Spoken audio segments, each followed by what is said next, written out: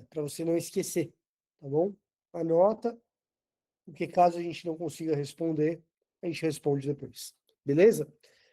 Dito isso, o que nós vamos fazer hoje? Hoje a gente se concentra em duas perguntas. O que é hermenêutica bíblica e por que ela importa? Que, na verdade, são duas perguntas em uma, né? Mas na primeira hora de aula, a gente vai falar sobre o que é hermenêutica bíblica e por que ela importa.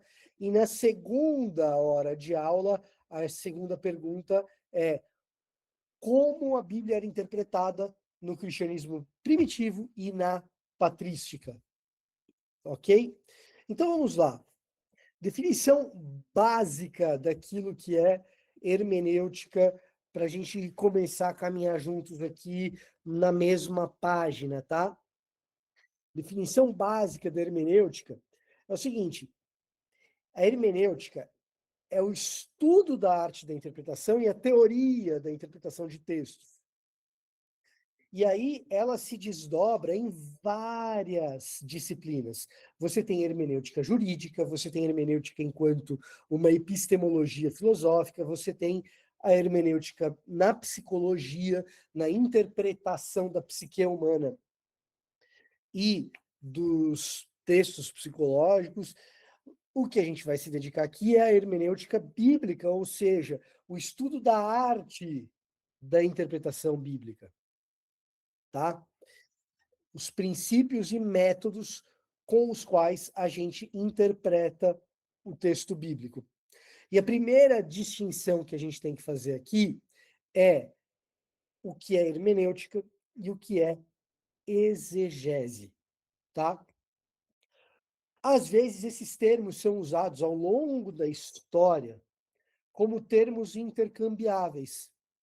Hermenêutica é a interpretação do texto, exegese é a interpretação do texto. Hermenêutica é extrair do texto o seu sentido e o seu significado, exegese é extrair do texto o seu sentido e significado. Muitas vezes, em textos, em literatura, você vai encontrar esses dois termos usados de maneira sinonímica, como de modo intercambiável. Entretanto, nos estudos modernos, se faz distinção entre uma atividade e outra. O que é exegese e o que é hermenêutica? Exegese é a interpretação do texto. O que é hermenêutica? É a discussão sobre como o texto tem que ser interpretado. São duas coisas diferentes. Uma coisa é a ação de abrir o texto bíblico e interpretá-lo. Isso é exegese.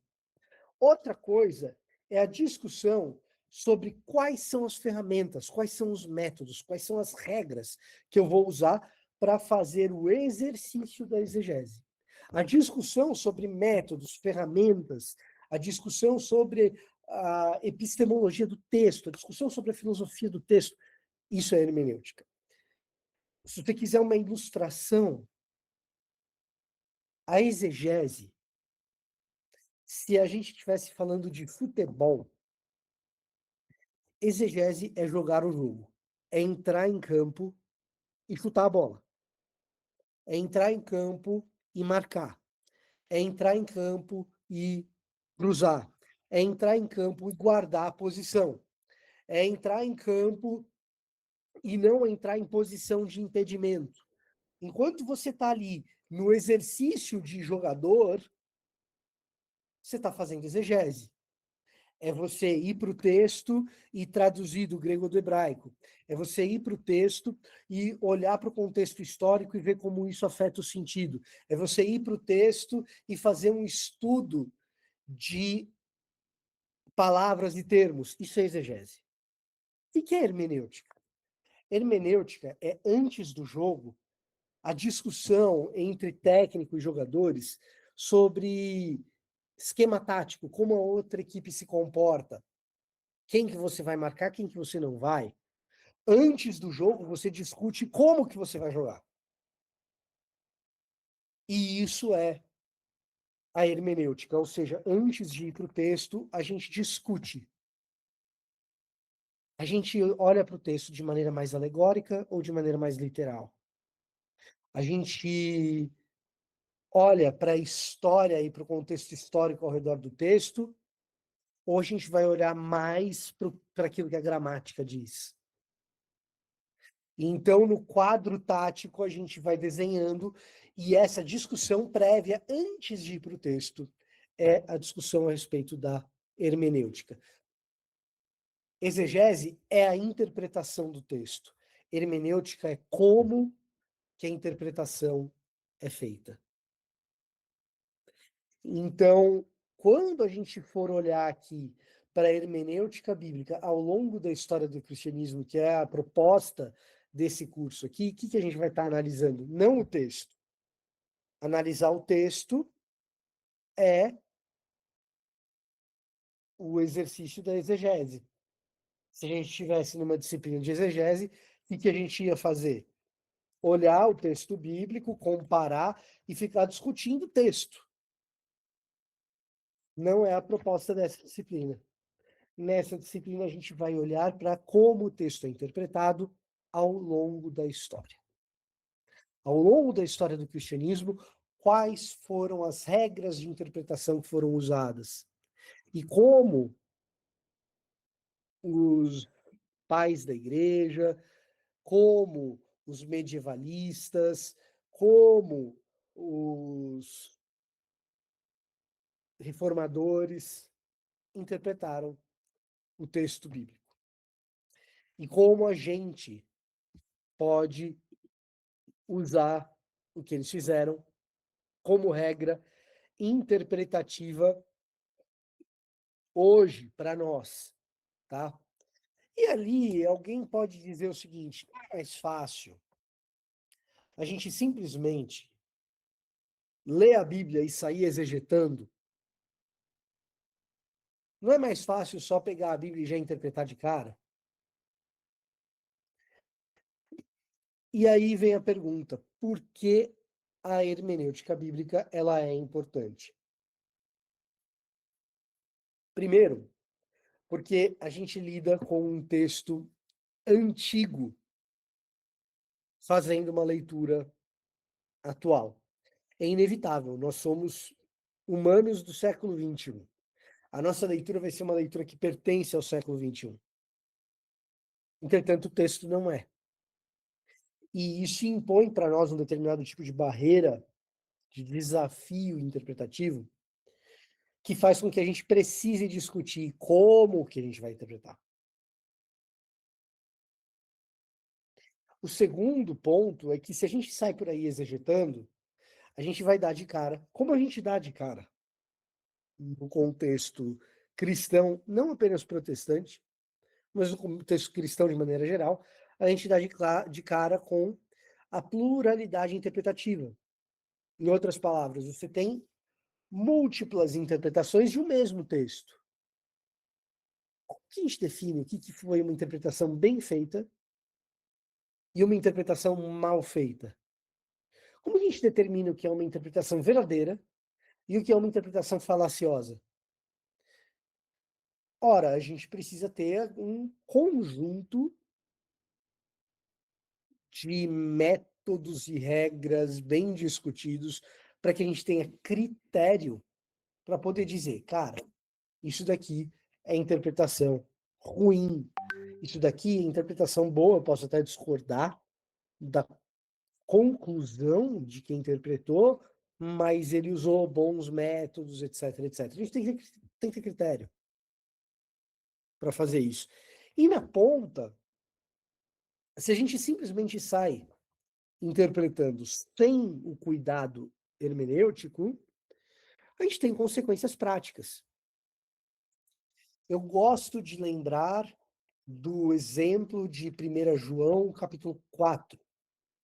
Na primeira epístola de João, ali no capítulo 4, a gente tem um grande discurso de João, o presbítero, a respeito do amor.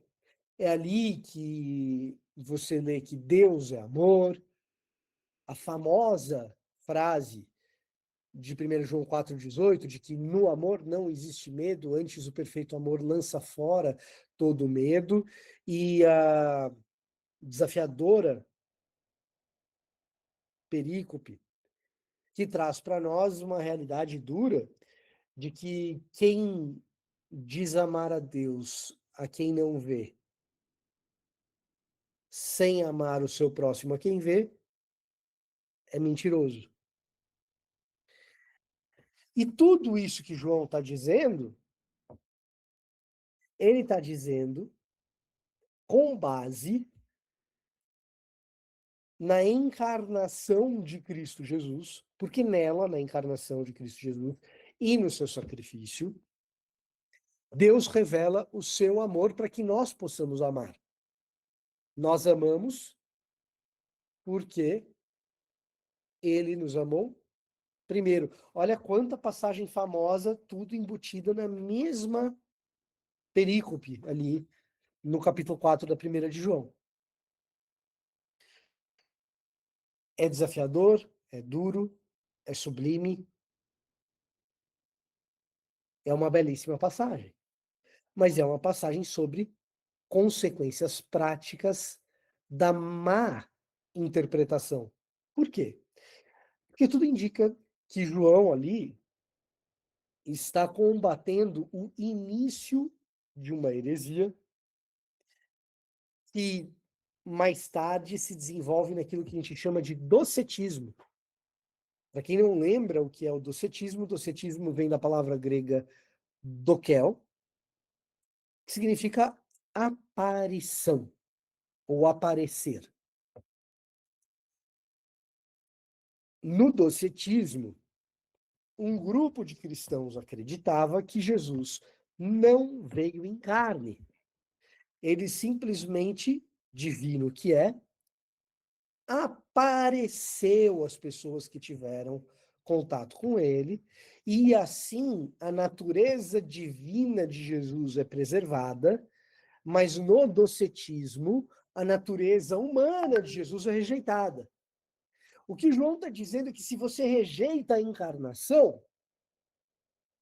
se a sua interpretação bíblica te leva a rejeitar a natureza humana de Cristo Jesus, você perde as bases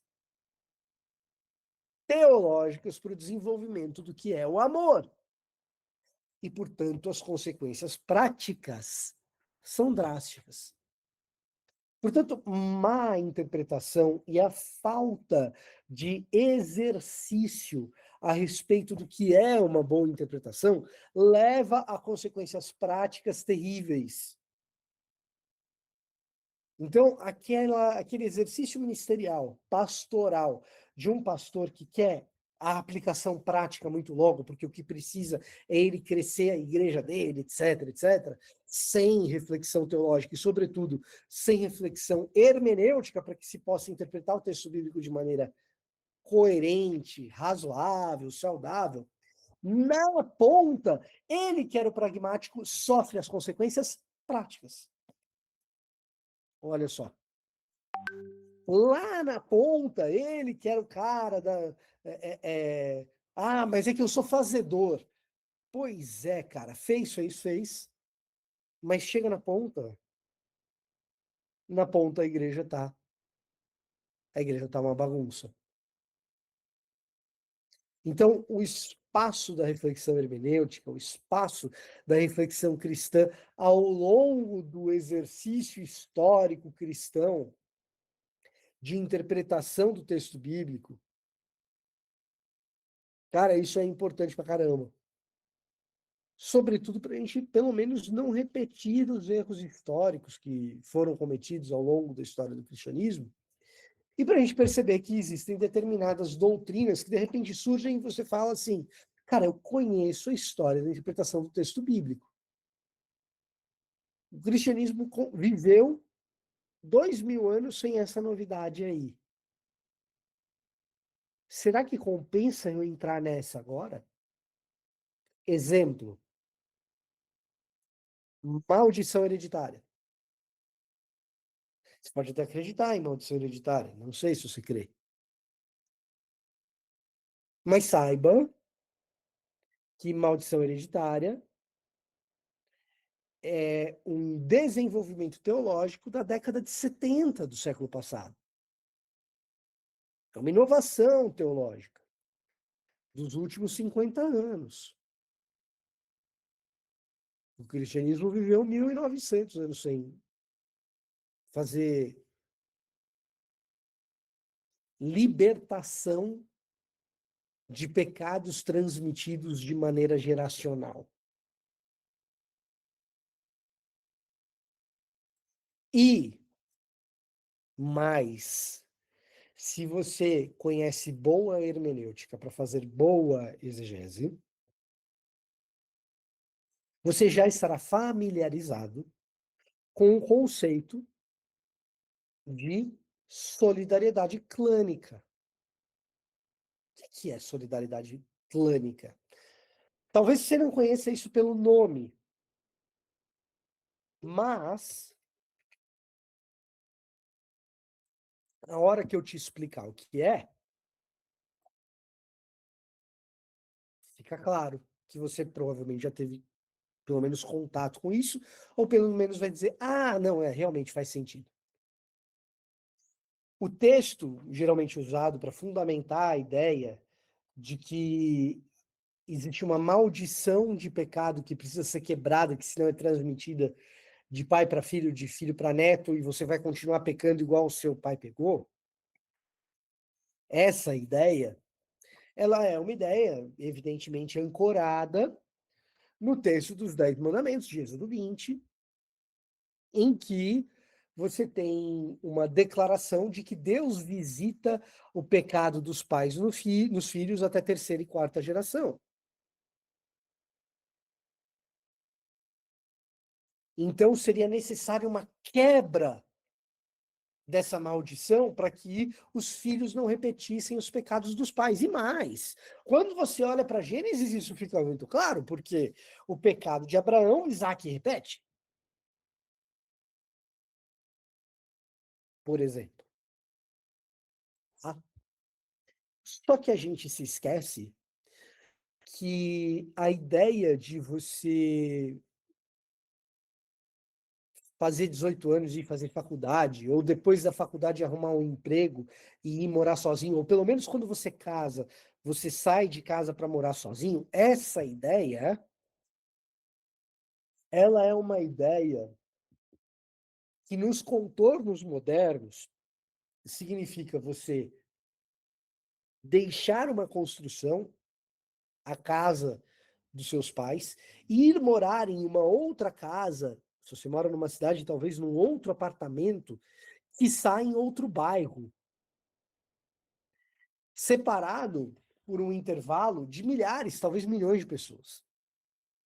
A sociedade patriarcal do Antigo Oriente Próximo não funcionava desse jeito.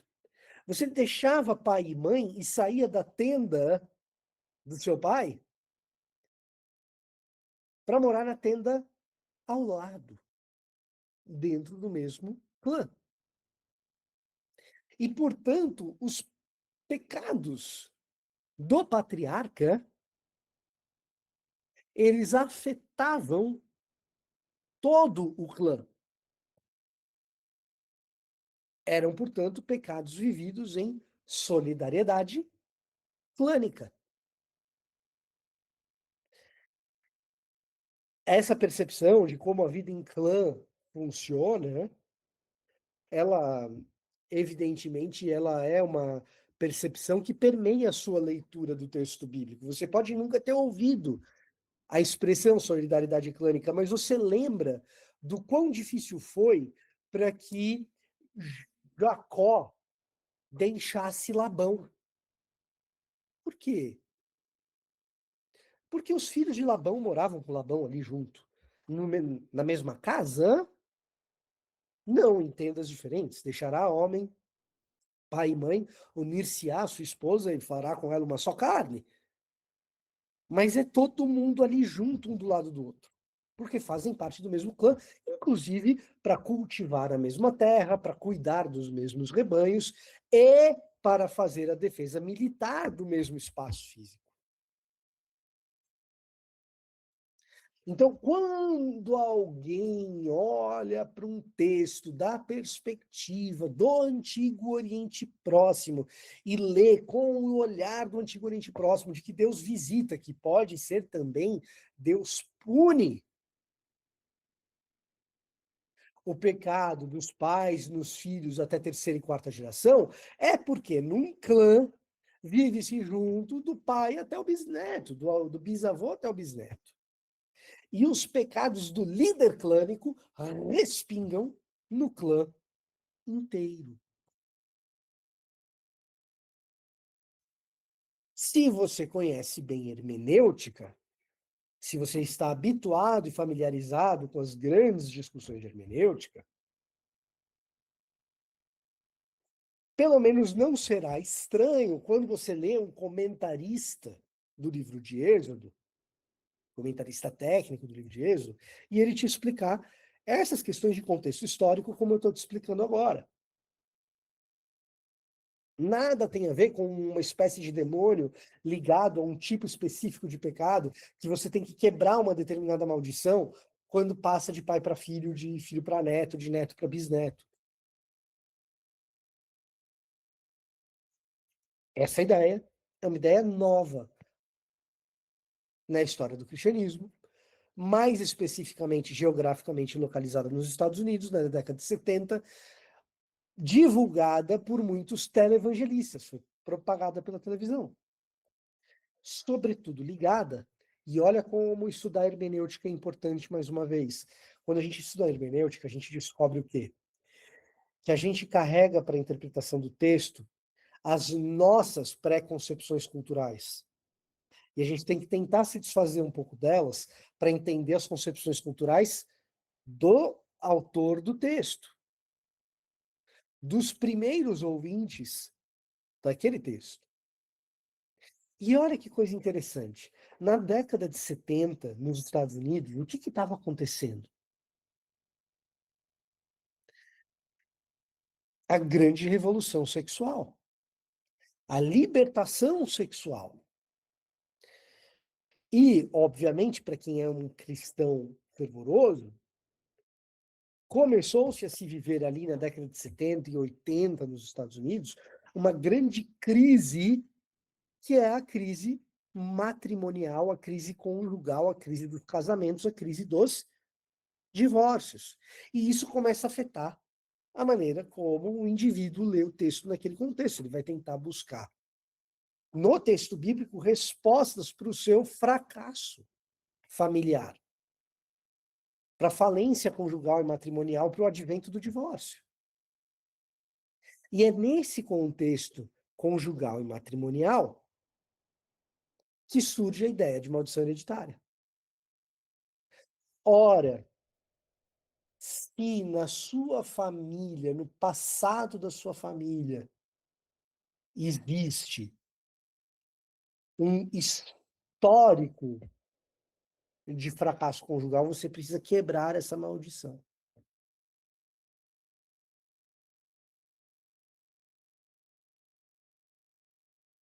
Se você conhece a hermenêutica, você sabe que é natural que a gente traga elementos da nossa cultura para a leitura do texto, e isso é problemático. E vai gerar consequências práticas lá na ponta.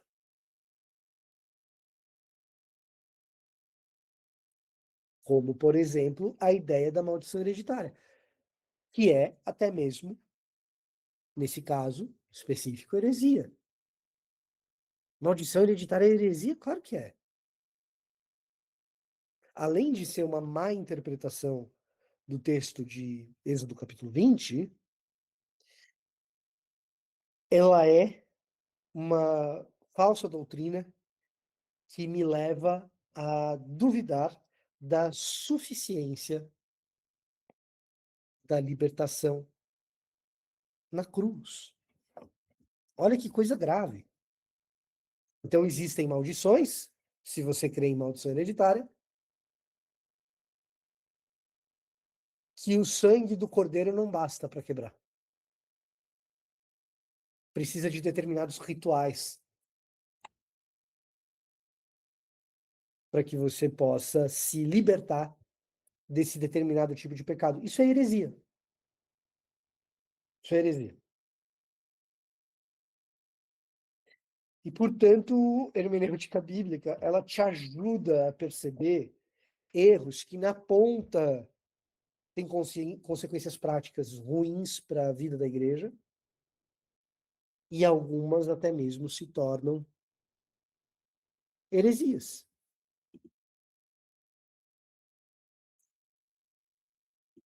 Além disso, a hermenêutica bíblica, ela nos protege contra o extremismo e ela também nos ajuda a integrar fé e razão. Nela, na hermenêutica bíblica, o que a gente está fazendo é pensando junto a respeito de um texto que a gente combinou que é sagrado e que a gente acredita que é sagrado. E, portanto, a gente tem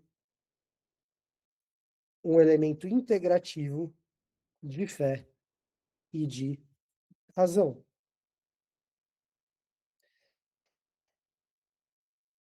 Eu gostaria de fazer, então, uma rápido panorama, uma perspectiva histórica rápida, de como essa interpretação bíblica, como essa hermenêutica se deu ao longo dos anos. E isso é uma espécie de resumo daquilo que a gente vai ver no curso como um todo, tá? Claro que a história da hermenêutica, da hermenêutica bíblica em particular, ela é longa, ela é complexa. Então, o que a gente vai ver é um panorama. Mas existem referências de leitura. Você, por exemplo, Henning Graf Raventlow, que é um alemão importante aí, historiador importante, a história da interpretação bíblica que ele escreve tem 4 volumes. A gente vai só dar uma pincelada, tá? Então vamos lá. Na aula de hoje, a partir das 8h30, mais ou menos, a gente vai olhar para a interpretação bíblica no cristianismo primitivo, período bíblico ainda, um pouquinho do judaísmo do Segundo Templo e também na igreja primitiva e nos pais da igreja. Especialmente a influência de Alexandria e de Antioquia, que são 2 escolas interpretativas na interpretação bíblica depois medieval, tá? Nas próximas aulas, não hoje, a gente vai estudar a interpretação bíblica na Idade Média, tanto latina quanto judaica. Como que os judeus interpretavam a Bíblia na Idade Média, tá? E como que a igreja no Ocidente interpretou o texto bíblico. Na próxima aula a gente vai ver isso. Como surge a quadriga interpretativa, a ideia de que um texto sempre vai ter 4 sentidos, que é uma coisa muito católica até hoje de se interpretar. Então tem um sentido literal, um sentido alegórico, um sentido moral e um sentido anagógico, tá? Então, como que Tomás de Aquino discutiu isso? Vamos ver na aula que vem. Depois, mais tarde, nesse curso, a gente vai ver como foi feita a interpretação bíblica na Reforma e no pós-Reforma.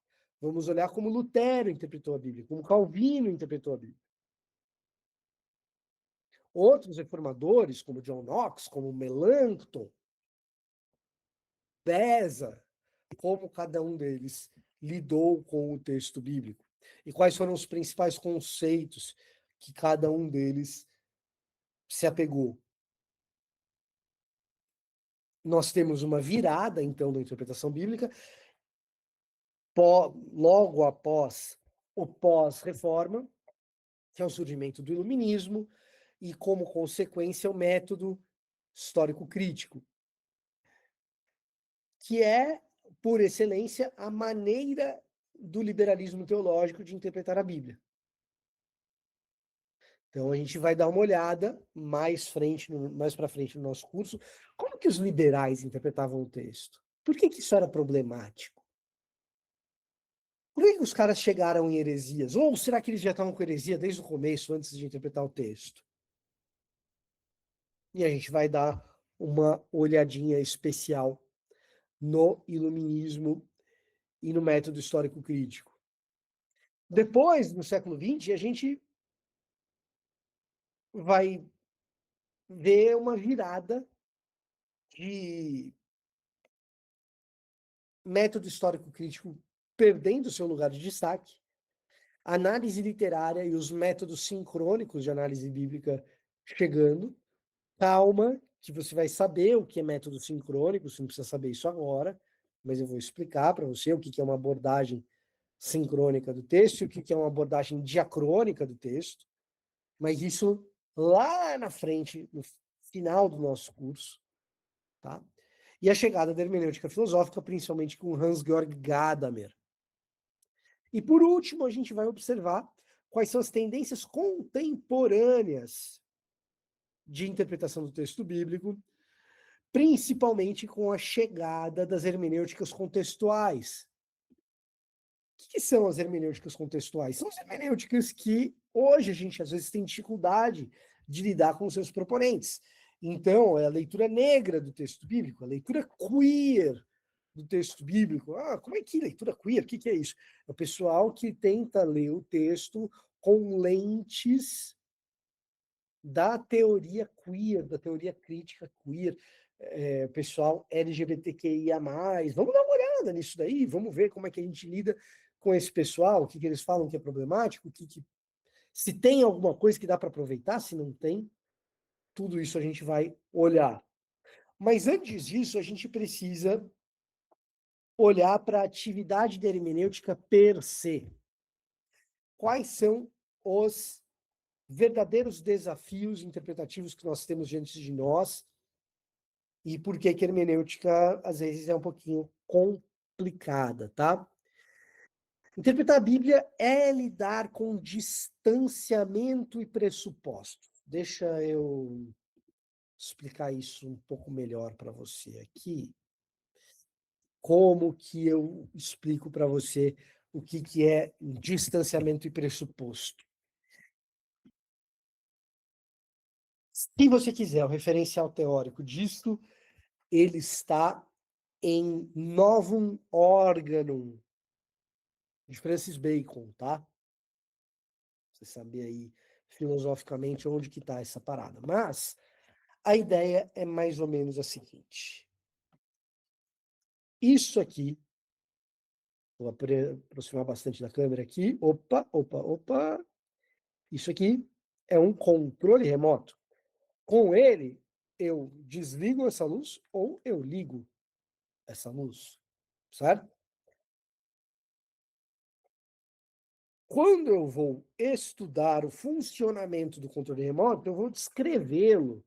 Eu vou dizer que ele é de plástico, que os seus botões são emborrachados, que ele funciona a pilha,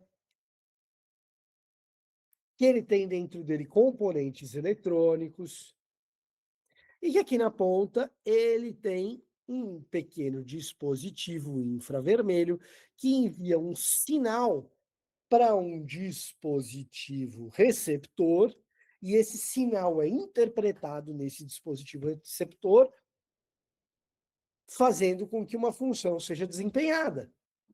Eu acabei de descrever o funcionamento de um controle remoto, certo?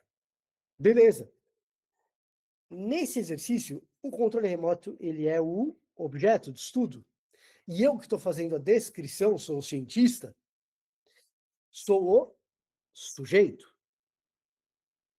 Tudo que pertence ao objeto, ao universo do objeto, é objetivo. Tudo que pertence ao universo do sujeito que descreve o objeto é subjetivo. E, portanto, aquilo que é objeto, aquilo que é objetivo, é absoluto, é concreto, objetivo. E o que diz respeito ao sujeito? Não, o que diz respeito ao sujeito tem contexto histórico, tem psique, é subjetivo. A boa ciência, ela se faz com distanciamento entre o sujeito e o objeto. Porque os meus pressupostos, o meu histórico, a minha psique, não podem influenciar as conclusões descritivas a respeito do objeto. Isso é boa ciência. O que a gente descobre, hein, ao longo do desenvolvimento do método científico nos séculos 17, 18, 19, 20? Que não existe completo distanciamento entre sujeito e objeto. Sempre vai haver influência da vida da vida do observador, da história do observador. Francis Bacon, lá no século XVI, vai chamar isso de ídolos. Os ídolos do observador impedem que ele enxergue com nitidez o objeto que está sendo observado. Tá? Quais são os desafios da hermenêutica? Num certo sentido, para usar a linguagem baconiana, é a remoção de ídolos, a remoção de pressupostos. É possível removê-los todos? Não, mas a gente vai tentar. E para tentar, a gente precisa reconhecer que nós temos uma barreira temporal, uma distância temporal entre quem nós somos e o texto tal qual ele está, tal qual ele se apresenta, e uma distância linguística entre aquilo que nós falamos e a língua na qual o texto está escrito. Ah, Vitor, mas espera aí, eu nasci na Grécia. Eu falo grego nativo. Muito bem, o grego que você fala é diferente do grego do texto bíblico, porque existem 2000 anos de desenvolvimento linguístico que separam o grego atual do grego bíblico. A mesma coisa vale para o hebraico. Então você tem uma distância temporal e uma distância linguística para serem superadas. Além dessas duas, nós temos uma distância cultural, porque o tempo passa e a cultura muda. Por exemplo, nós não vivemos mais em clãs.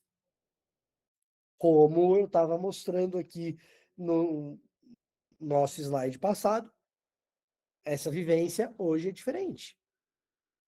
Sair da casa do seu pai e da sua mãe significa literalmente morar longe. E mesmo que você more no mesmo prédio, tem um monte de gente morando nesse mesmo prédio que não faz parte do seu clã. E, portanto, o conceito de solidariedade clânica, ele desaparece. Existe um gap cultural que precisa ser preenchido.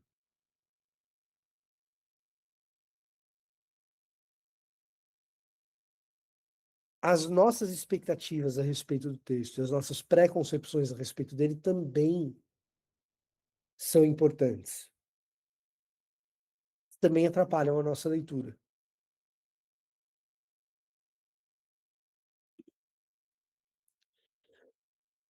Além disso, nós temos desafios do ponto de vista do texto, do cânon, da história da transmissão e da pluralidade de métodos e conflitos de leitura. Vamos lidar com tudo isso nas próximas aulas. São os desafios que a gente tem. Desafios do texto. Aquela velha história, que a gente não tem os documentos autógrafos. O que são documentos autógrafos mesmo?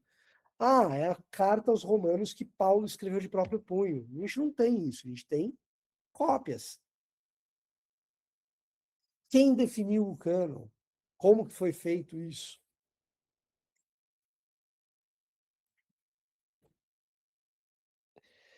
E mais, que métodos que a gente vai utilizar?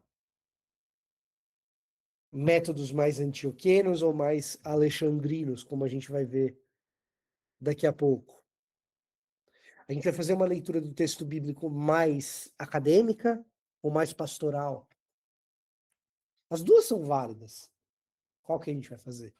Isso faz parte dos desafios que a hermenêutica nos coloca.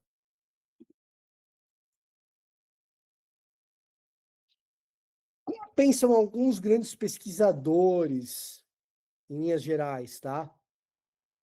Então, eu trouxe aqui algumas pessoas que são importantes nesse campo, tá? O Anthony Kieselton, por exemplo, ele vai fazer a exegese e vai pensar a exegese a partir da filosofia. Já o Grant Osborne, ele vai fazer outra coisa diferente. Ele vai tentar fazer um método gramatical histórico robusto. Em vez de olhar para a filosofia, vamos olhar para o texto. Kevin Van Hooser vai falar, não, beleza, olhar para o texto é legal, mas como o texto constrói uma grande história? Henning Graf Reventlow, que eu já citei aqui, vai se preocupar em fazer uma descrição histórica. Não, ao longo do tempo, como que o texto foi interpretado?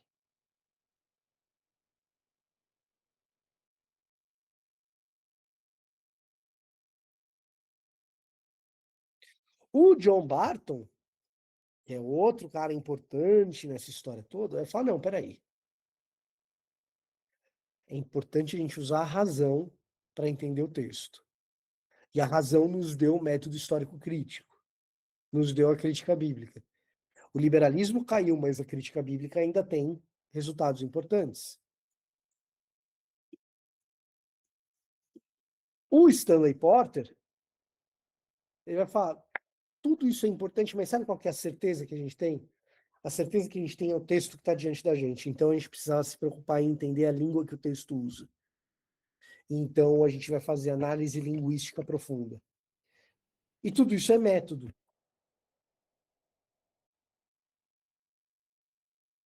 Pluralidade metodológica.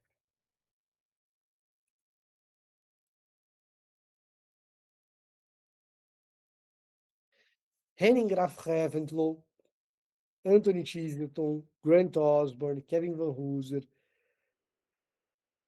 Quando você for fazer pesquisa, é bom que você conheça os nomes. São os nomes para você procurar gente boa que produz bom conhecimento nessas áreas. No caso do Cheeselton, do Osborne e do Van Hooser, tem em português. Eu coloquei aqui em inglês no meu slide, mas tudo que, assim, as principais obras que eles escreveram estão em língua portuguesa.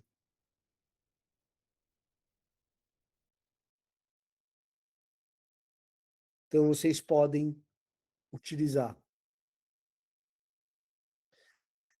Toda aula que eu der vai ter um slide de vocabulário essencial. Por quê? Pelo seguinte,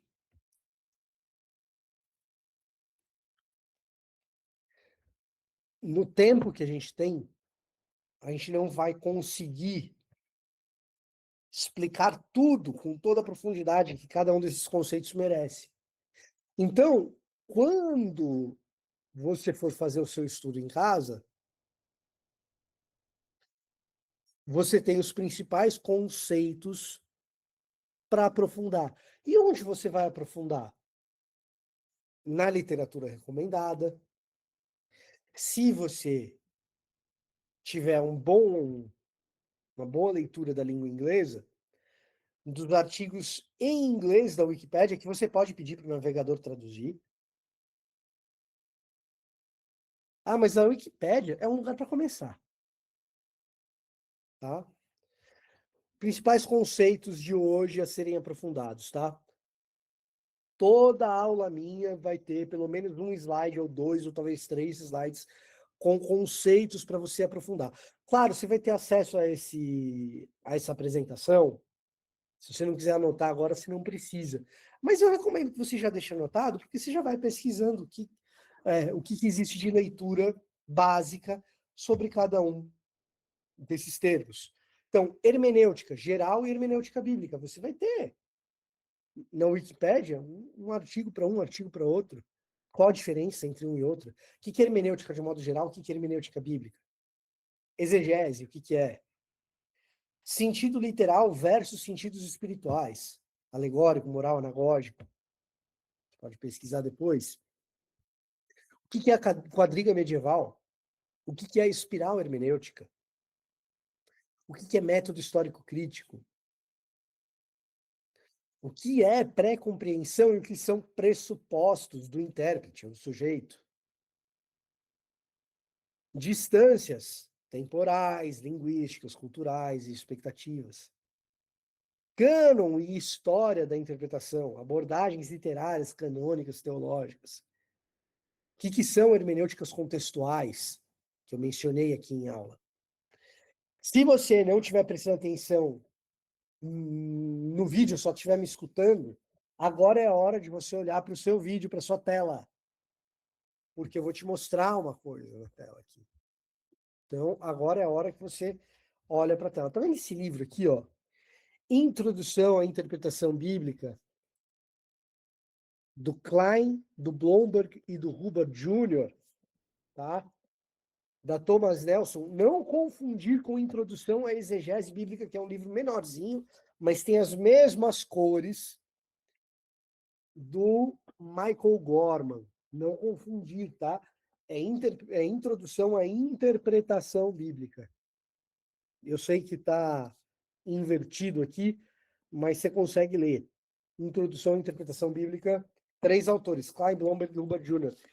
Todos esses conceitos que estão aqui aparecem neste livro aqui da Thomas Nelson, que não é um livro caro, embora seja um livro longo. E você vem aqui atrás, ó, e você tem, deixa eu mostrar para você, quero te mostrar isso. Toda vez que você pegar um livro de um requinte um pouco mais acadêmico, você tem um índice onomástico, um índice de assuntos no final. Ó, índice de assuntos. E você tem as páginas onde cada coisa aparece. Então você pega esses conceitos e olha aqui no índice de assuntos, em que página que aparece nesse livro aqui? E vai lá na página em que isso aparece e lê aquela página toda. Essa é a maneira de você cobrir lacunas que uma aula em vídeo jamais cobrirá. Jamais cobrirá.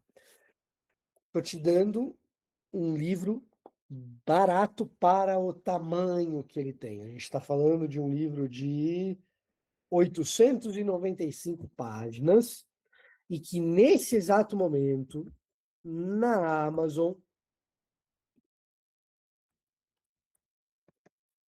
custa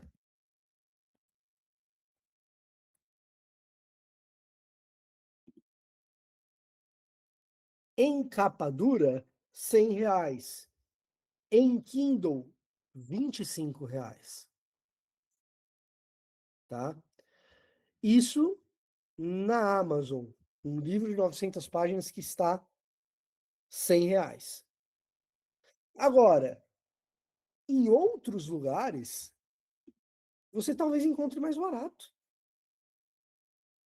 E eu até vou fazer essa pesquisa agora para ver se eu encontro ele mais barato em outros lugares.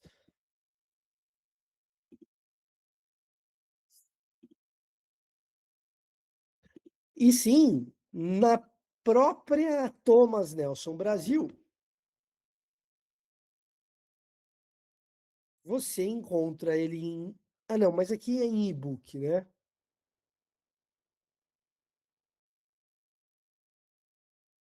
Não, não é em e-book, não. Na própria Thomas Nelson Brasil, você encontra ele por R$ 54,90, pelo que eu estou entendendo aqui. Na estante virtual, por R$ 65, tá? Então, assim, não é um livro caro. e você consegue dar continuidade a toda essa aula que a gente teve hoje e aprofundamento, tá? Sempre que você tiver um livro técnico nas mãos, brinque com o índice onomástico e o índice de assuntos, beleza? Esse livro em particular, Introdução à Interpretação Bíblica, tem um belo capítulo sobre hermenêuticas contextuais, tá?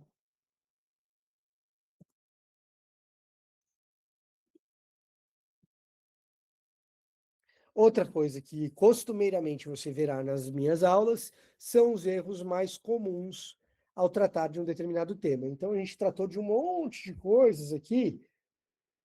Vamos consolidar aquilo que a gente viu um pouco, passando pelos erros mais comuns. Primeiro erro comum, confundir hermenêutica com exegese. Exegese é interpretar o texto. Hermenêutica é discutir como que a gente interpreta. Supor uma leitura pura e neutra da Bíblia. Não existe leitor neutro. Outro erro, desprezar a história da interpretação. Pô, você cair num erro que tanta gente já caiu ao longo da história. Outro erro, fundamentalismo ingênuo ou ceticismo absoluto. No fundamentalismo ingênuo, não precisa de interpretação, vamos sair fazendo exegese. Ceticismo absoluto é concluir que, como você tem muitas leituras, não dá para chegar numa verdade. Não, com a razão a gente chega em métodos mais interessantes para ler o texto bíblico. Usar métodos sem entender seus pressupostos e desligar a literatura bíblica da sua prática. Falamos bastante de como a leitura bíblica ela molda a prática, ela molda a prática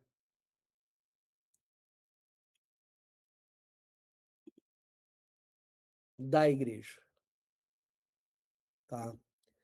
Então, vimos tudo isso daí, os erros mais comuns, as armadilhas mais comuns, é uma maneira da gente fazer uma revisão. Beleza? Certo. Agora, eu gostaria de passar para você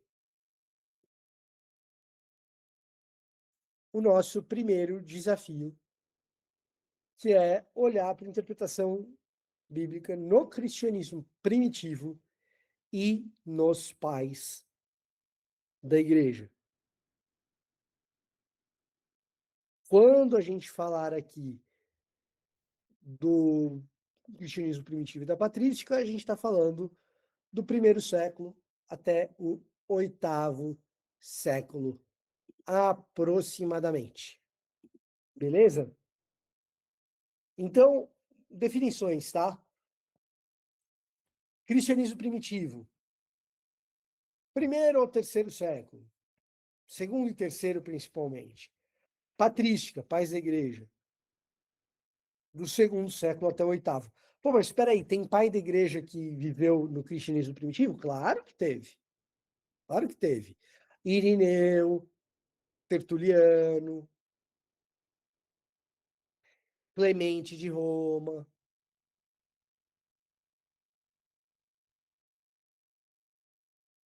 São alguns papias, são os pais da igreja, que fazem parte também do cristianismo primitivo, tá? É um período de consolidação.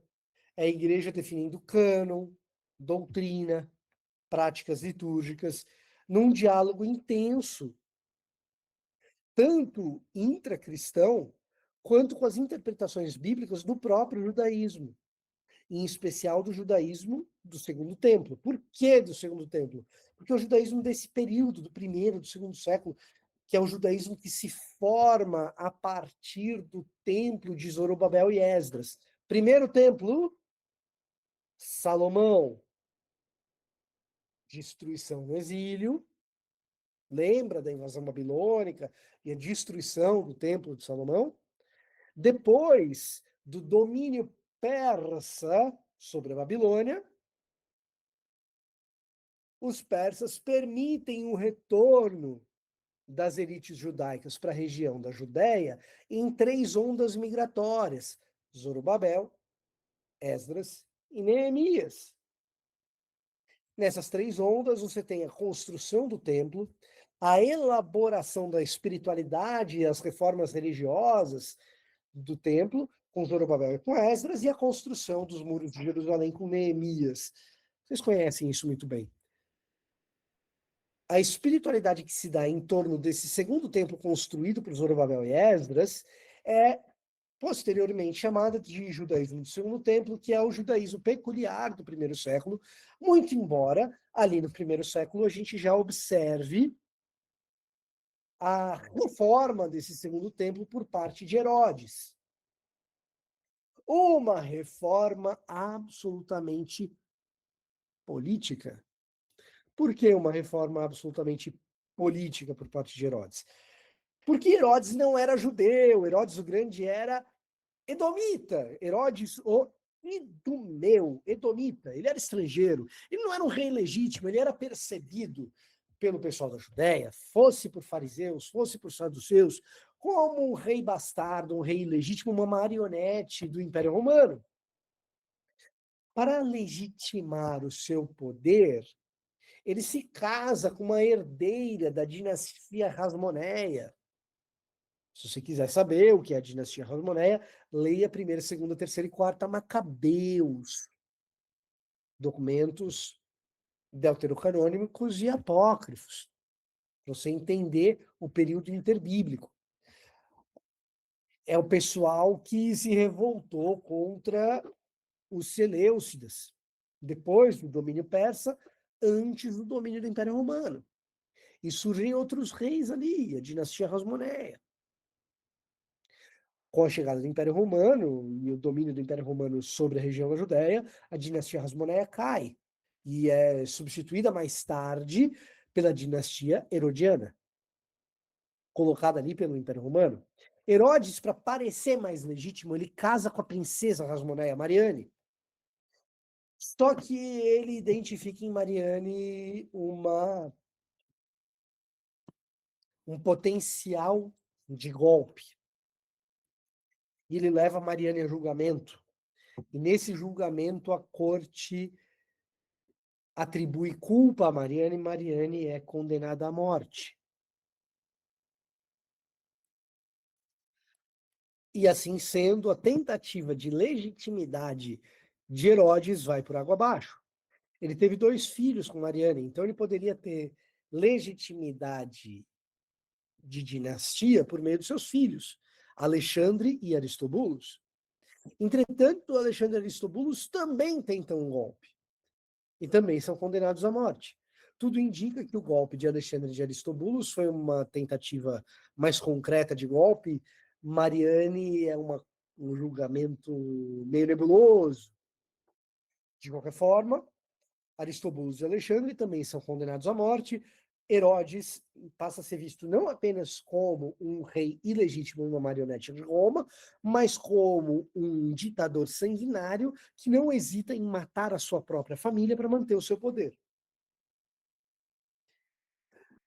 Como que você controla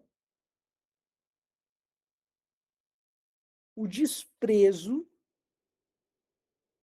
que os judaítas vão ter por um rei desse?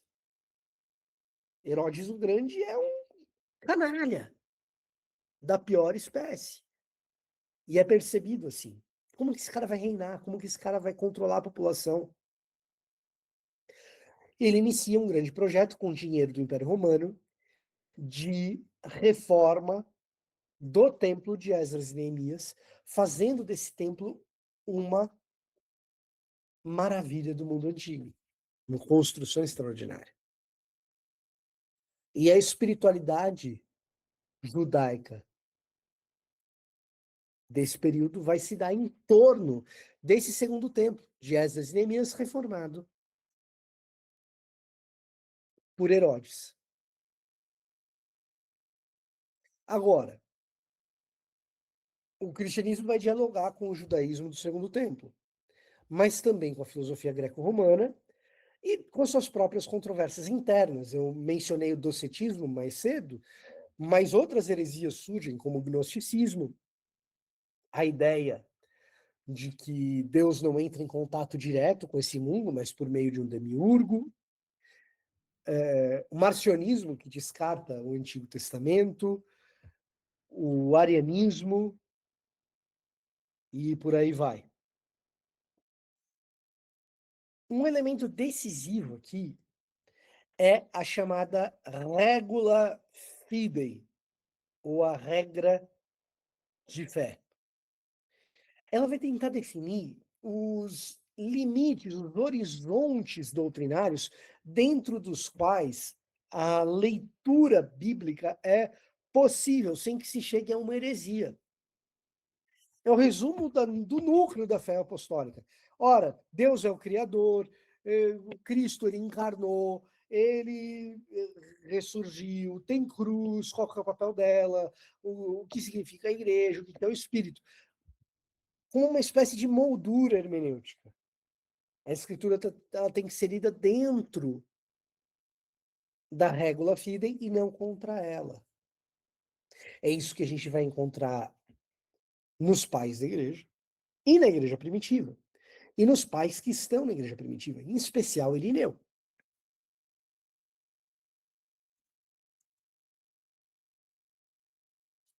Agora, antes disso tudo, o próprio Novo Testamento faz interpretação bíblica, porque ele interpreta o Antigo, né? E ali a gente observa uma herança judaica no jeito de interpretar o texto. Por quê, hein, gente? Porque os autores do Novo Testamento são, em sua maioria, judeus. Mateus, Paulo, e até mesmo os gentios são gentios que conhecem o judaísmo muito bem em geral. Lucas é um conhecedor do Antigo Testamento extraordinário.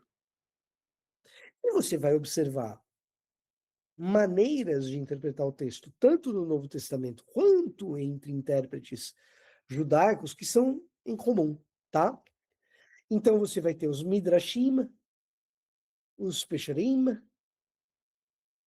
e as tipologias. Midrashim, ou os Midrashes. Né? O que é um Midrash? Tá? É a necessidade de você ler à luz da necessidade de aplicar o texto. Então, citações e alusões de textos antigos vão ser usados e vão ser reelaborados para aplicá-los em contextos novos. O Novo Testamento faz isso com o Antigo Testamento. Os Pesherim são interpretações diretas de um texto. O que esse texto quer dizer? Então você cita o texto e diz depois, isto é, ou isso significa, etc, etc, etc. É como se fosse um comentário bíblico. Isso acontece também no Novo Testamento. Tal coisa aconteceu assim, assim, assim, para que se cumprissem as escrituras.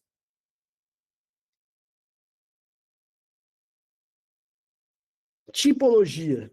Isso aparece o tempo todo no judaísmo no segundo templo e no Novo Testamento toda hora. Figuras ou eventos anteriores que são retomados como tipos de realidades futuras.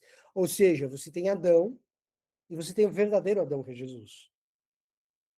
Você tem Moisés, você tem o verdadeiro Moisés, que é Jesus. Você tem o verdadeiro Moisés, que é Jesus, fazendo a verdadeira distribuição do maná, na multiplicação de pães e peixes, por exemplo. Tá? Então, o Novo Testamento, às vezes, ele usa o Antigo Testamento no seu sentido literal e histórico, às vezes como tipologia, às vezes como alegoria pontual, em que o uso do Antigo Testamento é mais simbólico, e às vezes como aplicação prática. Parenética significa aplicação prática, no sentido de exortar, consolar e corrigir. As pesquisas recentes elas destacam que o Novo Testamento não segue um único método, mas um conjunto flexível de práticas herdadas do judaísmo e reorientadas pela fé em Cristo.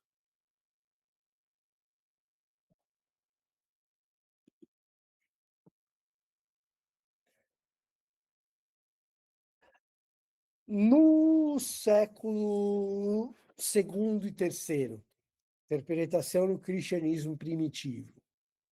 Como eu disse a vocês, regula fidei. Deus é o Criador.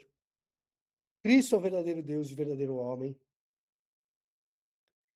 O Espírito Santo e a Igreja, a ressurreição dos mortos, são uma espécie de mapa, claramente o juízo também, para interpretação bíblica, ou seja, interpretações bíblicas que negam Deus como Criador, a verdadeira humanidade de Cristo, são rejeitadas, mesmo que usem textos bíblicos. Você vai ver isso na Didaquê, em Clemente de Roma, Inácio de Antioquia. A escritura lida sobretudo de modo parenético, para exortar, e tipológico, por exemplo, a igreja como Novo Israel. Tá? Mas sempre dentro da regula fidei. Justino Mártir e Irineu desenvolvem a leitura cristológica do Antigo Testamento. Então, o Antigo Testamento tem que apontar para o Novo Testamento. Então, em vez de você jogar fora o Antigo Testamento, que é o que o marcionismo faz, não, não, não. A gente interpreta o Antigo Testamento apontando para Jesus. E isso nada mais é do que seguir a orientação do próprio Jesus no caminho de Emaús, no Evangelho de Lucas. Porventura não nos ardiam os corações quando ele nos expunha as Escrituras? Ou seja, ao longo do caminho de Emaús, quando Jesus caminha com seus discípulos, ele conta para os discípulos a respeito de si próprio, na lei, nos profetas, no Antigo Testamento. E nascem gêneros exegéticos. Que gêneros exegéticos são esses? Você faz exegese para a homilia bíblica, então, sermões, fundamentalmente Crisóstomo, o maior pregador entre os pais da igreja, e Orígenes, também um grande pregador. Além das homilias bíblicas, você tem os comentários bíblicos, que são explicações, e as catenas, que são compilações de frases dos pais da igreja sobre cada versículo. A mais tradicional, ela é medieval e não do cristianismo primitivo, é a Catena Áurea de Tomás de Aquino, que são compilações de frases dos pais da igreja a respeito de cada versículo. Além disso, nós temos também os florilégios, que são coleções temáticas de textos bíblicos, mais ou menos como a gente tem hoje nas chaves bíblicas, ou em algumas bíblias de estudo, como a Bíblia Thompson, por exemplo, que tem cadeias temáticas.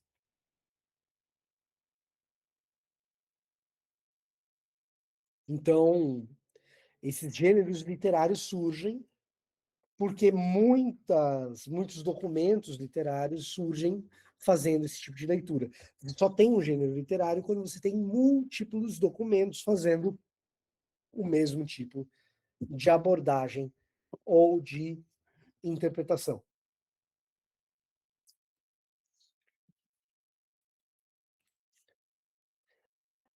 Quando a gente chega ao período dos pais da igreja,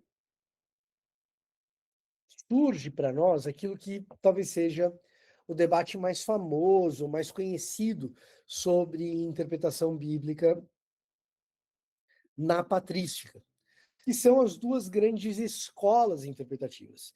A escola mais alegórica, que é a escola de Alexandria, e a escola mais, digamos assim, literal, que é a escola de Antioquia, ou escola antioquena. Então, você tem a escola alexandrina e a escola antioquena, como se fossem escolas antagônicas, antípodas. Qual que é a armadilha aqui? É achar que a escola de Alexandria não tinha preocupação com uma interpretação mais literal, mais histórica, e achar que a escola de Antioquia não tinha espaço para metáforas e alegorias. Não, aqui a gente está falando de ênfases. Nós temos uma ênfase mais alegórica em Alexandria e uma ênfase mais historicista em Antioquia, tá? Então, em Alexandria, você tem uma ênfase em tudo convergir para Cristo e para a igreja. Isso faz com que, às vezes, o sentido mais direto de uma passagem bíblica seja deixado de lado, para você tentar encontrar Jesus e a igreja de qualquer jeito ali. Exemplo clássico, Cântico dos Cânticos. Em vez de ler aquilo como uma declaração de amor de um noivo para uma noiva, o intérprete alegórico vai enxergar no noivo Cristo e na noiva a igreja. E nisso você vai ter todo um sentido espiritual. A escola antioquena, ela reage a isso, vai dizer, não, peraí. Não é tudo que você coloca assim, de qualquer jeito, para dizer que significa Jesus ou que significa a igreja. Peraí, calma. A alegoria não pode ser um treco arbitrário. A gente só vai dizer que algo é alegórico se houver indícios textuais para dizer que aquilo é uma metáfora. De certo modo,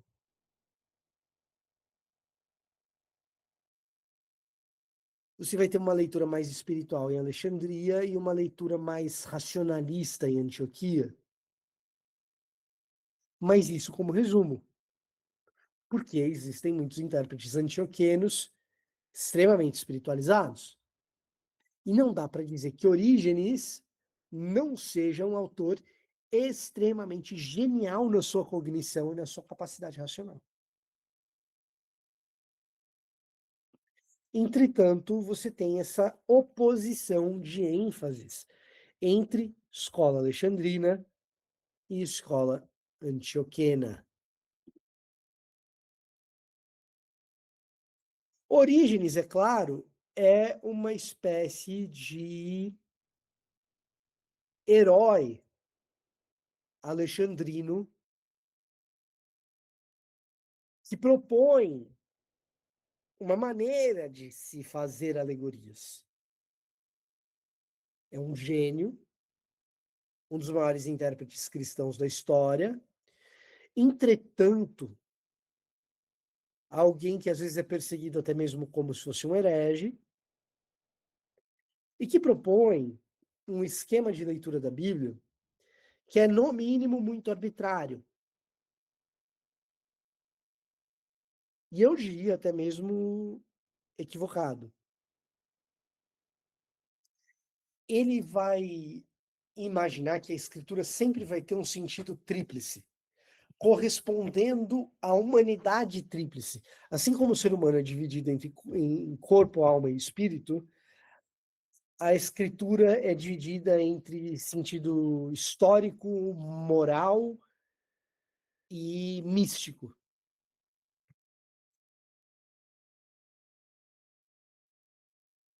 E isso é um problema, inclusive, de compreensão da antropologia bíblica, porque a Bíblia não entende o ser humano tripartite desta forma.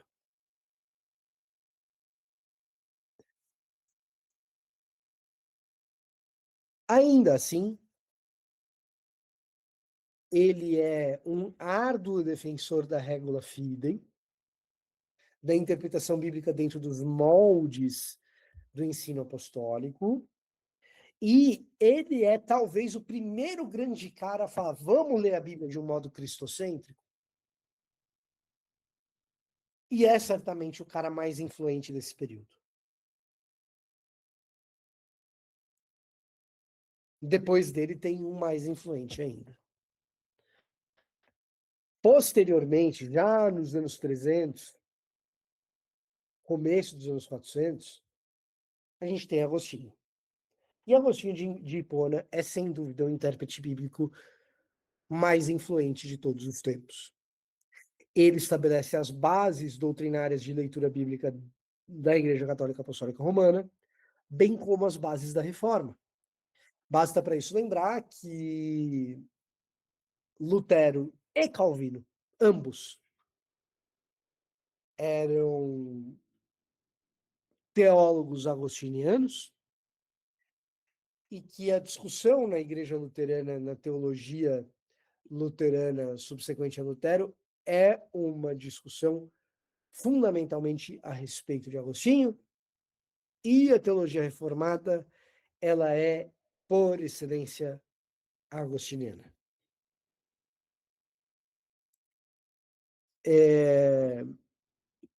No que diz respeito à interpretação bíblica, o documento mais importante de Agostinho que a gente tem é o De Doctrina Christiana, ou da Doutrina Cristã.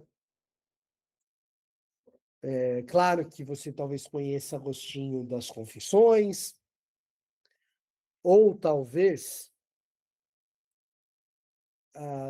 o Agostinho da Cidade de Deus,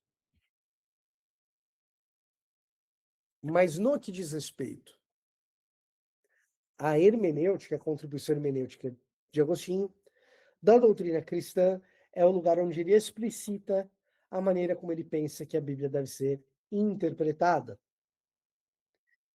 principalmente pelo princípio de coisas e sinais, res e signa, sendo que as coisas devem ser desfrutadas e as sinais são aquelas que fazem alusão ou dão significado.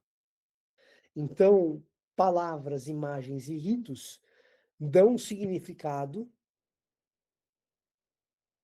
às coisas que são desfrutadas. E a escritura é um conjunto de signa a respeito das res. Esse conjunto de sinais deve ser interpretado sempre pela regra da caridade. Agostinho é fortemente ortodoxo e a sua adesão à regula fidei é absoluta. Mas, além disso, ele diz que toda interpretação autêntica deve promover o amor a Deus e ao próximo. O princípio de caritas. Se uma leitura mais antioquena e literal não propõe amor, então vamos para uma interpretação mais alegórica. E ele tira essa conclusão a partir daquilo que Paulo e Jesus dizem que é mais importante: o amor a Deus e ao próximo.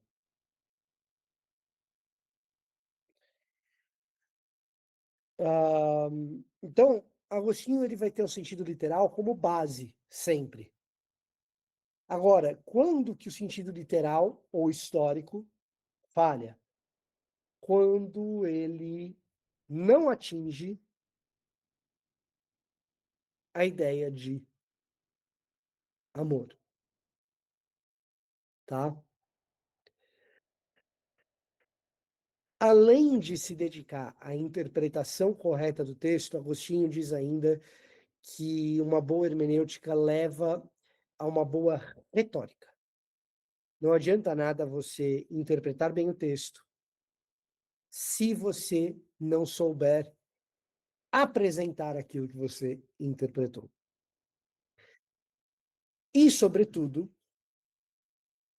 Agostinho admite múltiplas interpretações de um mesmo texto bíblico, desde que obedeça a regula fidei, desde que obedeça a regra de caridade.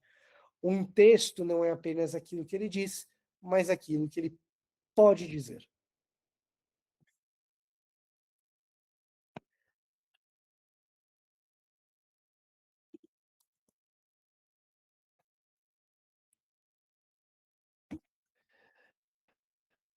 Nesse sentido, o Novo Testamento lê o Antigo Testamento de modo tipológico e cristológico.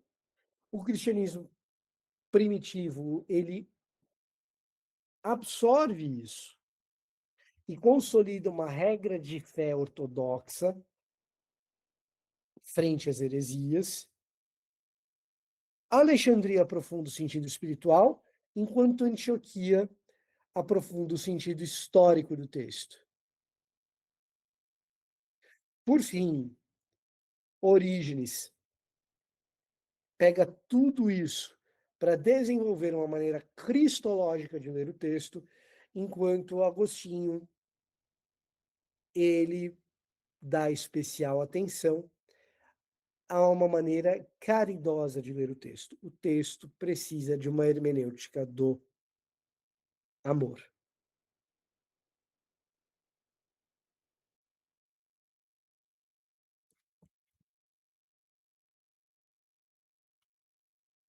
Por fim, nós temos aqui uma lista de pensadores e pesquisadores sobre esse tema. Eu não pretendo, a princípio,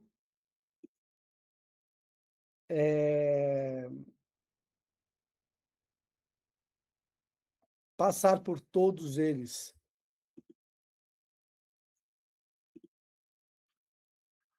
Mas, de novo, agora que você tem os nomes, você pode anotá-los e pesquisar cada um deles depois, tá? Então, isso daqui serve como uma maneira de você descobrir o que existe a esse respeito. Mais uma vez, eu queria chamar a sua atenção para o vídeo. Se você está lavando louça enquanto me escuta, está vendo o livro que eu apresentei hoje já? Introdução à Interpretação Bíblica? Ele não tem apenas um índice de assuntos, porque livros acadêmicos também têm no final um índice de autores modernos e em que páginas eles aparecem. Então, você pode procurar esses autores que estão aqui mencionados e procurar em que páginas eles aparecem. Tá? Mais uma vez, você pode fazer uso desse tipo de livro, desse tipo de técnica de estudo. Dito isso, nós temos espaço agora para que você possa fazer as suas indagações. Você que anotou perguntas, a gente chega ao nosso período de perguntas e respostas.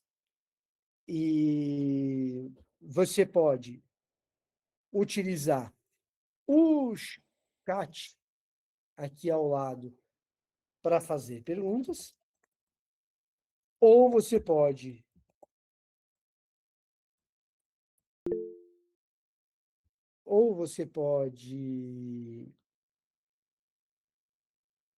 simplesmente abrir o seu microfone e perguntar.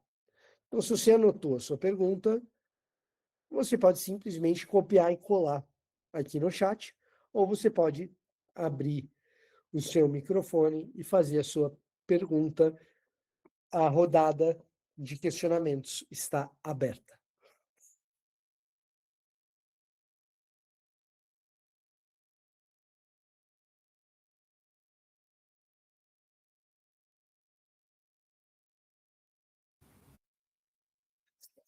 Ô, Vitor, eu gostaria de fazer uma pergunta Diga. sobre o método hermenêutico dos autores do Novo Testamento. Perfeito. Que existem alguns textos bíblicos, né? Por exemplo, como o do evangelista Mateus, onde várias vezes ele cita, aconteceu isso para que se cumprisse, etc. Aí, quando a gente vai para o texto, de fato não é o significado literal do texto. Então, parece que é uma interpretação alegórica. Então, parece que a gente não consegue fugir realmente de alguma interpretação alegórica. Minha dúvida é qual seria o equilíbrio? Até que ponto a gente pode abraçar alegoria ou não? Perfeito. Perfeito. Então, vamos lá. É, eu gosto da maneira como o professor Luiz Saião lida com isso, principalmente em ambiente judaico. Por quê? Porque algumas dessas passagens do Antigo Testamento têm um claro cumprimento na história de Israel antes de Jesus nascer. E, de repente, Mateus, entre outros autores, mas já que você está mencionando Mateus, de repente, Mateus retoma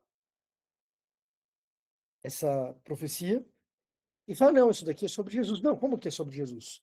Isso já aconteceu com Israel, aqui e tal.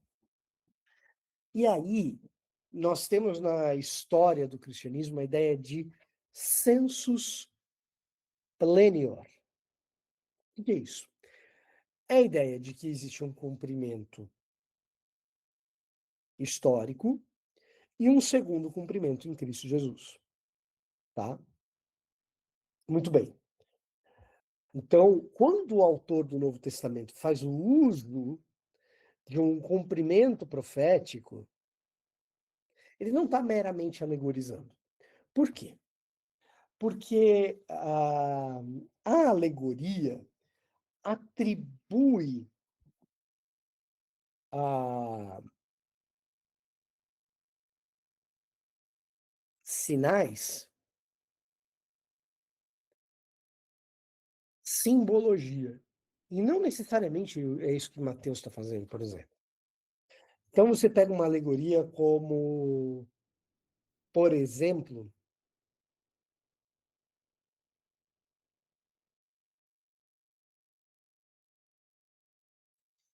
a alegoria do semeador na parábola do semeador.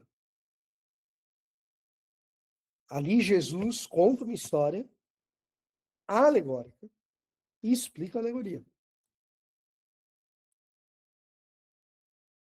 Cada solo representa alguma coisa, é símbolo de alguma coisa. Mateus não está fazendo uma representação simbólica. Mateus está dizendo que a profecia é profecia. Ele só está atribuindo novos cumprimentos a ela. Tá? Então,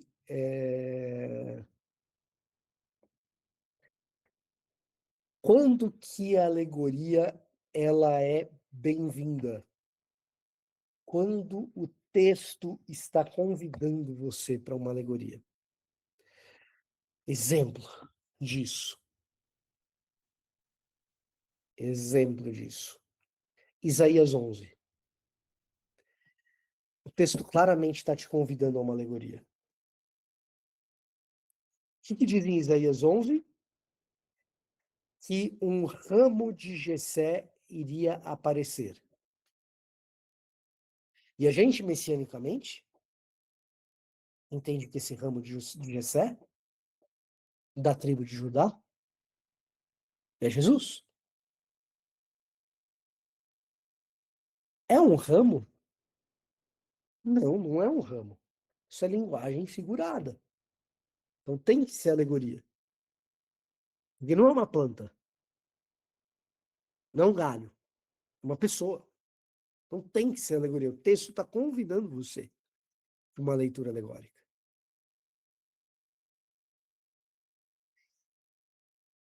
Curiosamente, Isaías 11, que tem essa tônica messiânica clara, não é um texto muito utilizado no Novo Testamento.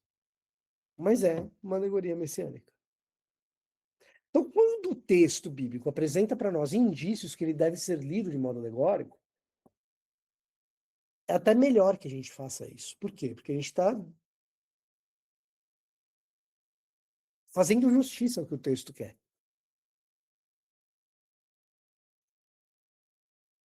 Quando o texto não dá nenhum indício que ele deve ser interpretado de maneira alegórica, aí eu acho que a escola de Antioquia tem razão.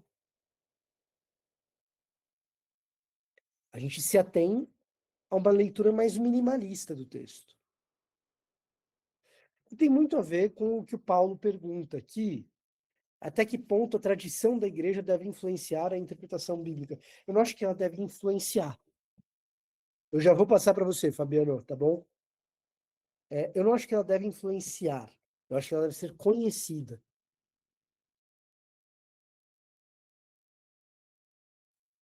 O que isso quer dizer? Isso quer dizer que você faz a interpretação bíblica e, a posteriori, você compara com aquilo que a tradição da igreja diz. Vou dar um exemplo do que eu quero dizer, tá? A tradição da igreja interpretou ao longo de muito tempo textos de Ezequiel e de Isaías, falando a respeito de Lúcifer, como se Lúcifer fosse o diabo. E quando a gente olha para esses textos, claramente não é. Então, a exegese moderna diz para a gente que a tradição da igreja pisou no tomate. Mas a gente sabe qual é a interpretação da igreja ao longo do tempo. Quando você tem uma enorme concordância a respeito de uma interpretação, no mínimo, se você vai desafiar essa enorme concordância, você vai fazer com temor e tremor. Por isso que a tradição da igreja ela precisa ser conhecida. Não necessariamente ela vai te influenciar. Porque se ela te influenciar, vira pressuposto.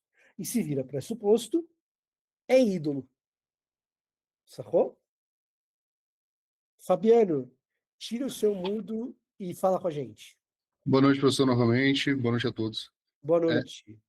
pegando um gancho nessa pergunta do Luiz, é interessante porque, de fato, tem alguns pontos que Mateus, o evangelista Mateus, ele utiliza como apontados para Cristo, mas que, assim, com a devida vênia, né? Não desrespeitando o texto bíblico, mas parece que ele utiliza de determinados pontos que, às vezes, não parece ser uma profecia, e ele aponta para Cristo, como, por exemplo, chamei meu filho do Egito. Uhum. Quando, então, aí, quando ele usa isso, aparentemente, ele está querendo. Aí, de novo, né, com todo respeito ao texto bíblico, obviamente, a gente não vai questionar isso, mas parece que ele está buscando vários elementos para dizer: olha, este é o Messias, entende? Parece que ele está, de certa forma, meio que força uma interpretação messiânica de um texto que não é messiânico. Fabiano, sabe por que que parece isso? Pode manter aberto o microfone se quiser, tá? Ah, Não tá, obrigado. precisa. Porque eu te cortei. E se tiver mais coisa para falar, Não, não, entendeu? o ponto foi fechado, exatamente. Ah, foi? Tá, então tá bom. Então tá bom. Só fiquei com medo de ter te interrompido, ter cortado o teu Não, sem problema, professor, obrigado.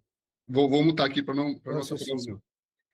Então, sabe por que que isso acontece? Que a gente olha para o texto e a gente fica com dificuldade em respeitar o texto. Porque a gente espera que Mateus faça uma interpretação moderna do texto.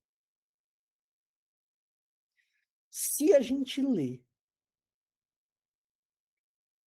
os Midrashim,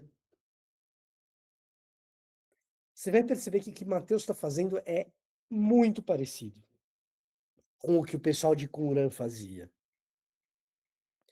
com o que os escribas faziam. Mateus está seguindo simplesmente a tradição interpretativa do seu tempo. Ele não está fazendo nada disso, nada diferente disso, aliás. E por que que ele segue a tradição interpretativa do tempo dele? Agostinho dá para gente a chave. Porque não adianta eu interpretar corretamente se retoricamente eu não souber apresentar o meu ponto. Então, se o método corrente ali era um método midrástico, Mateus vai ser desapologético em usá-lo. Ele não vai pedir desculpa, ele vai usar mesmo. Agora, ele vai usar o método de Midrash dentro de contornos que são racionalmente defensáveis. Então, como que o Midrash funciona? Midrash é uma espécie de tapeçaria. Cara, vocês conhecem a. Vocês conhecem a canção Tapeceiro do Estênio Márcios? Se Eu alguém não. não conhece, eu vou fazer o seguinte. Vou fazer o seguinte. Eu não vou cantar, eu não vou submetê-los à tortura numa aula. Eu acho que a era dos professores carrascos acabou. Então, eu não vou cantar para vocês. Tá?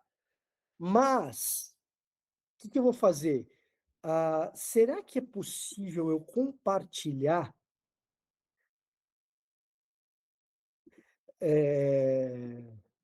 O João Alexandre canta a mesma música, Tapeceiro, mas ela é do Estênio Márcios. Será que eu consigo colocar aqui no YouTube o Estênio cantando? Enquanto isso, professor, eu só queria colaborar também, porque o senhor fala de ídolos, né, que é a linguagem que o Francis Bacon usa, mas tem um autor chamado Rudolf Bultmann, que ele coloca na sua obra Crer e Compreender justamente isso que o exegeta, o hermeneuta, ele vai se dirigir para a obra e tem que se livrar desse pressuposto. Só que tem pressuposto que não pode se livrar, não tem como. Por exemplo, quando você vai para a Bíblia, você tem que ter noção de que quem é Deus, quem é Cristo e que a Bíblia é um texto infalível. Então, assim, esses pressupostos, eles são... É o que o senhor falou anteriormente sobre fide, alguma coisa, não lembro ao certo. Regula Fidei. Isso, perfeito. Então, esses pressupostos são essenciais para que a gente possa fazer uma exegese barra hermenêutica sadia. É o Porque se a gente for negar primeiro, tudo, também fica complicado, né? é o primeiro artigo de Crer e Compreender, né, Fabiano? Então, Eu não lembro se é o primeiro, não sei da edição que eu tenho, que na edição que eu tenho parece que ele é o sétimo ou oitavo, uma coisa assim. é o sétimo ou oitavo? É Tá. mais ou menos isso aí. Crer e Compreender, para quem não conhece, gente, é uma coletânea de artigos do Bultmann, tá? Alguns deles são sobre hermenêutica. E sim, é inevitável. E é por isso que o Bultmann, no fim das contas, ele vai falar, quer saber? Vamos fazer uma interpretação existencial do texto mesmo, porque se a gente não consegue se desvencilhar dos nossos pressupostos, então a gente faz uma interpretação a partir do ser aí, a partir do Dasein mesmo. É uma interpretação quase heideggeriana, né? Então, a partir do ser onde ele está, a gente interpreta. Deixa eu mostrar para vocês o tapeceiro. Vê para mim se o áudio está aparecendo.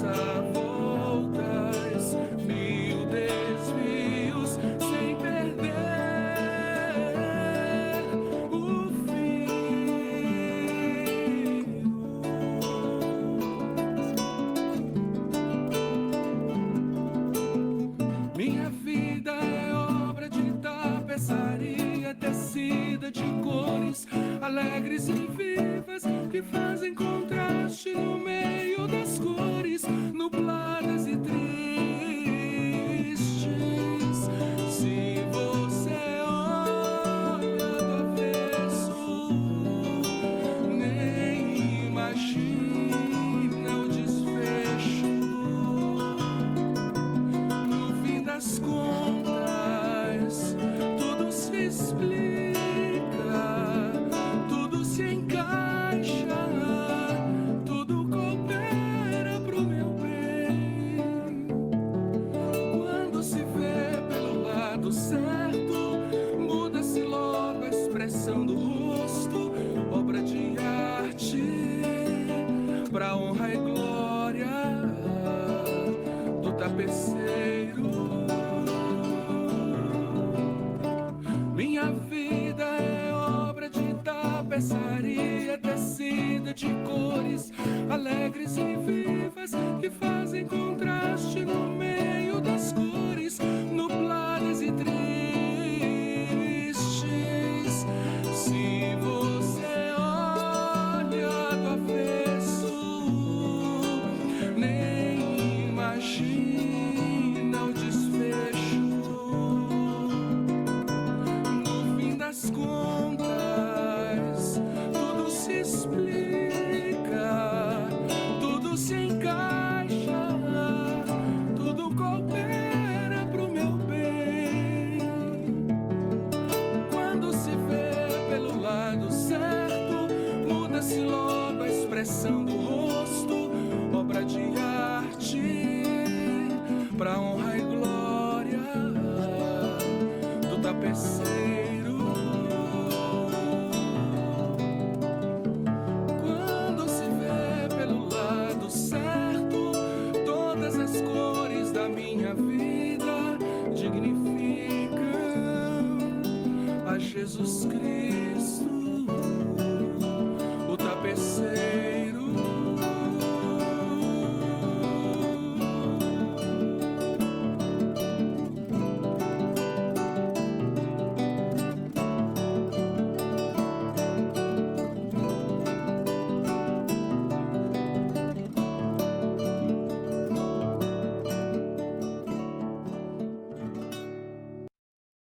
Assim, uma das coisas mais chatas que tem é explicar poesia, não é isso que eu quero fazer. Mas, qual que é a lógica do argumento aqui? O argumento é que a minha vida é uma obra de tapeçaria e que se eu estou olhando só para uma linha, eu não consigo ver o todo. E que Deus, conforme ele vai colocando as linhas, ele já sabe o final. Eu é que não sei.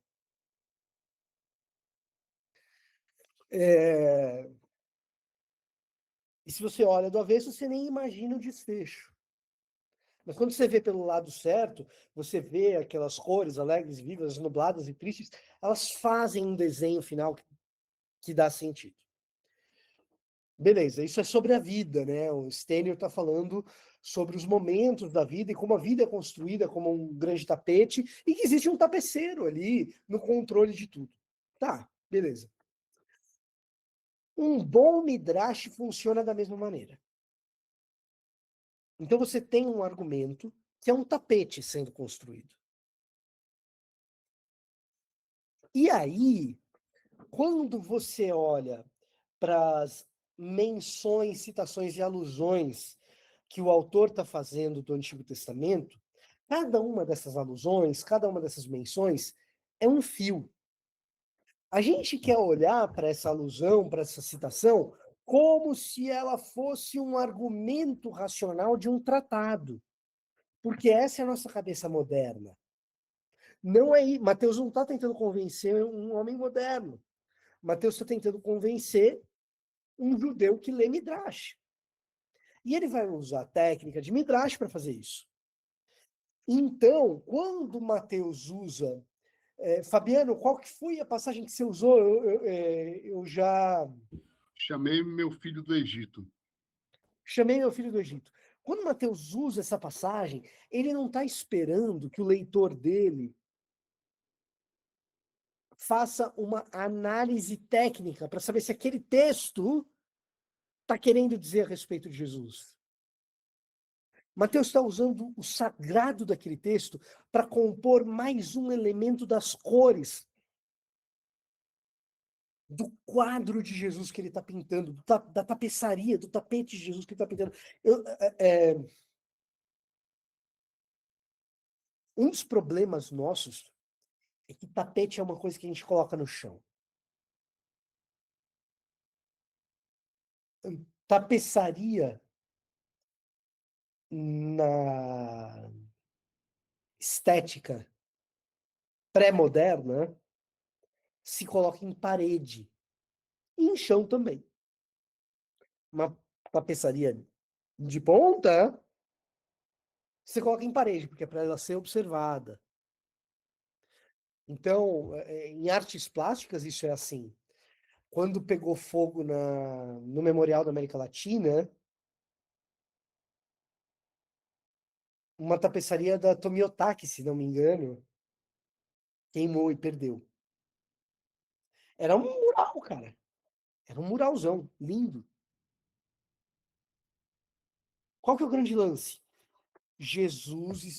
Mateus está construindo um mural a respeito de quem é Jesus. E nesse mural ele vai usar diferentes linhas. Ele não está preocupado em provar racionalmente que Jesus é o Messias. Ele está preocupado em construir uma imagem messiânica de Jesus. Tá? É diferente. É a gente se despir dos nossos pressupostos modernos e começar a assumir um jeito pré-moderno de pensar, que é o jeito do primeiro ouvinte, do primeiro intérprete. Tá? Então, é por isso que às vezes parece pouco sofisticado. Se a gente espera de Mateus uma argumentação de um tratado lógico, Mateus vai parecer que está errando o alvo, cara. Agora, se a gente entender Mateus como a pintura de um quadro de quem é Jesus como Messias, utilizando o sagrado para trazer isso à tona, aí você percebe Mateus como genial.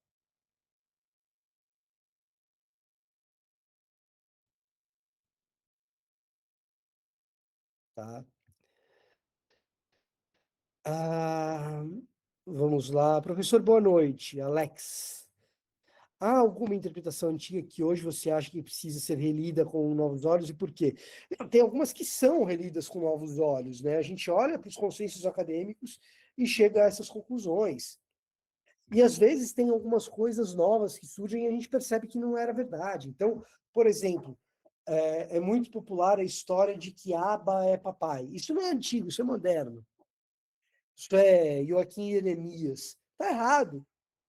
Ficou popular. E hoje em dia a gente já sabe que Joaquim Jeremias errou. A ideia de que Filipenses 2 é um hino cristológico. Olha, certamente faz parte da tradição pré-paulina, mas que é um hino, provavelmente não é. Então, Professor, desculpa, você pode repetir que cortou aqui na hora que você falou de Filipenses, salvo engano. tá, Filipenses 2, o famoso hino cristológico. Certamente aquilo ali é uma tradição pré-paulina. Agora que é um hino, é uma coisa super contestada hoje em dia, né? Então, existem coisas ao longo. O que acontece? Dentro de uma régua fidei, sem extrapolar os limites da ortodoxia,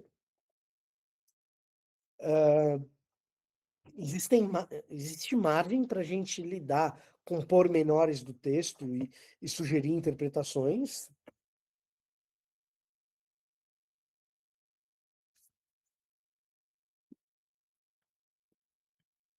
Ah, Paulo Maiores pergunta como lidar com aparentes contradições nas escrituras pela hermenêutica. Cada contradição tem um caminho, cara. Então a pergunta é qual? Qual contradição? Então, cada uma que aparece, a gente vai ter que lidar de maneira diferente. Diferentes contradições demandam diferentes ferramentas para a gente lidar com elas. Josué, eu ia fazer uma pergunta sobre as aparentes contradições, no sentido de até pedir indicação de uma boa obra a respeito do assunto, porque tudo que li achei fraco. Então, cara, esse que é um lance, né? O manual do Geisler, ele tem aí alguma utilidade, mas dificilmente você vai encontrar num manual só a resposta para tudo. O que eu recomendo? Eu recomendo isso daqui, ó. Quer ver? Deixa eu ver se tem algum aqui perto.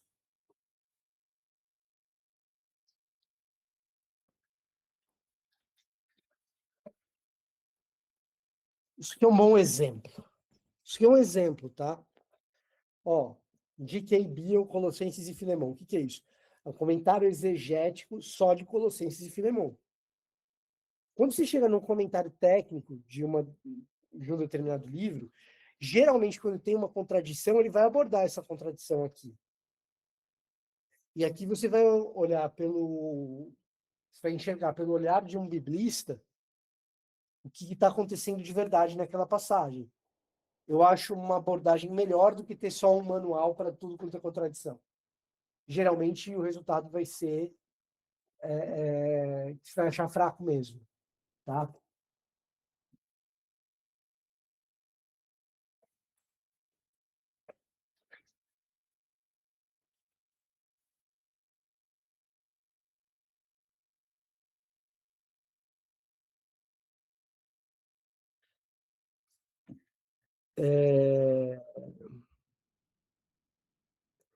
Alex Ferreira, como podemos dialogar com a patrística sem, acho que você quis dizer anacronismo, né, Alex?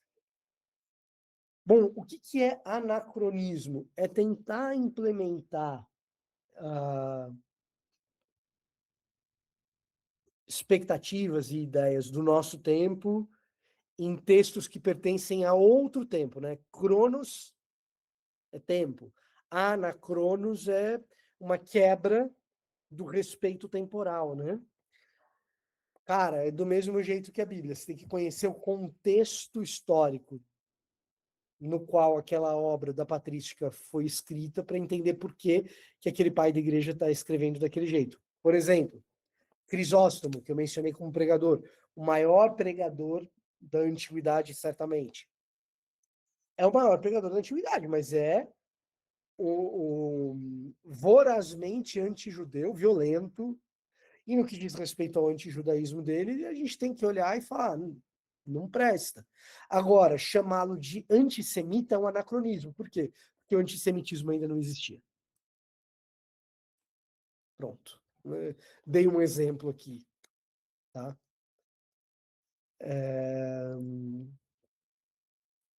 Gente, chegamos às 21h30. Se vocês tiverem mais dúvidas, por favor, anotem no seu espaço de estudos, deixem por escrito. Por quê? Porque na próxima aula a gente vai ter um espaço de 15 minutos, meia hora, alguma coisa assim, para bater esse papo. É só você dar um Ctrl+C, Ctrl+V e a gente tenta dirimir essas dúvidas, tá bom? Feitas essas considerações, eu gostaria de orar por vocês, e aí a gente pode, cada um, prosseguir nas suas atividades do final do dia, tá bom?